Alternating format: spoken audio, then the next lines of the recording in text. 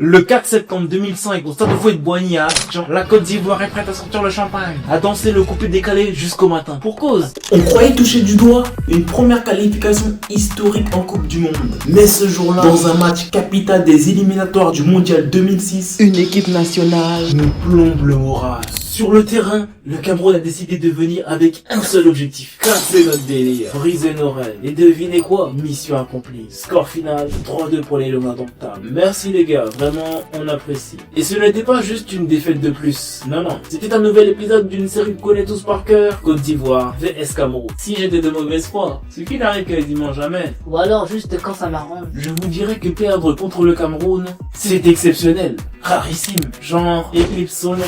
Une fois tous les 10 ans. Mais soyons sérieux de secondes. Mon grand désarroi, c'est plutôt équilibré comme histoire. Remontons un peu le temps. Cela nous ramène en 1984.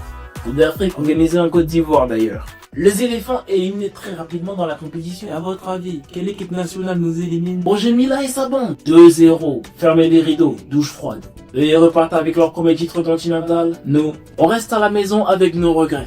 Heureusement que des années plus tard, on s'est plutôt bien rattrapé. 1992, la revanche. Et cette fois, c'est nous qui sommes pour le Cameroun en demi-finale. On file en finale et boum, première Coupe d'Afrique pour la Côte d'Ivoire. Les années précédentes, c'était pas pour nous. Parce que Cameroun-Côte d'Ivoire, ce n'est pas juste du foot. Quel est le pays le plus chic d'Afrique? La Côte d'Ivoire. Le plus charismatique, La Côte d'Ivoire. mignon, La Côte d'Ivoire. développé, où les garçons sont beaux, Côte d'Ivoire. ils ont le bangala, Côte d'Ivoire. où il fait beau d'y vivre, Côte d'Ivoire. où il n'y a pas de poussière, Côte d'Ivoire. où il n'y a pas de poubelle. Côte d'Ivoire. Le pays où toi tu aimerais vivre. Côte d'Ivoire. Le pays où même c'est plus chic que les États-Unis d'Amérique. Côte d'Ivoire. C'est une relation toxique, mais enfin, qu'on adore. Ça se chamaille sur le terrain, ça se vanne dans les maquis, ça s'envoie des pics en plein concert, ça se clash sur les réseaux sociaux. Même mon gars, Samuel Eto'o, la légende camerounaise, a épousé une Ivoirienne. Comme quoi, rivalité ou pas, l'amour finit toujours par marquer un but.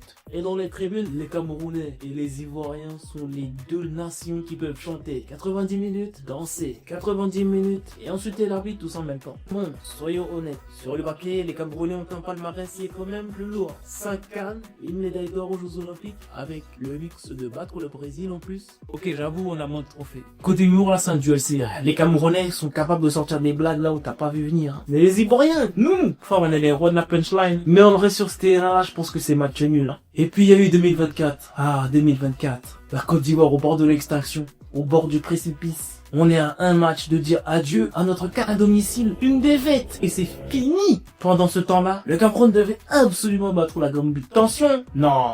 On était au niveau de drame Netflix. Frérot, à la télé, on voyait des gros plans sur des visages crispés, des supporters en train de prier dans les gradons. Ah non, j'ai une question à vous poser. Eto'o ou Didier Drogba? Oui, le débat peut durer des heures. Moi, pas besoin d'argumenter. Je tranche pour Drogba. J'avoue qu'Eto'o, il a mis des buts par ça, tout ça. Arsenal. Ok, y a rien à dire. Mais faut être honnête. Regarde l'équipe du Barça. À ce moment-là, c'était largement au-dessus d'Arsenal. En face, t'as Chelsea contre le Bayern en 2012. Frérot, on sait tous que le Bayern était plus fort. Sur le papier, bien sûr. Mais grâce à un seul joueur, Chelsea a réussi à chercher la victoire. Et ça, c'est pas donné à tout le monde. Rien que pour ça, c'est mon joueur préféré. Et c'est pas juste parce que je suis ivoirien. Bon, peut-être un petit peu. Tous les Camerounais, les gars, je veux que vous me dites ce que vous en pensez là. Comme l'a dit un jour un sélectionneur très important pour le Cameroun, Cameroun-Côte d'Ivoire, c'est de la fausse rivalité peut-être, mais depuis qu'on se connaît, on n'a jamais arrêté de se rentrer dedans. Et c'est ça qui rend chaque match magique, chaque match mythique, chaque match sensationnel. Cameroun-Côte d'Ivoire, ce n'est pas juste du foot, c'est une histoire, c'est un feuilleton, c'est un mélange de respect, de chambrage et d'amour vache.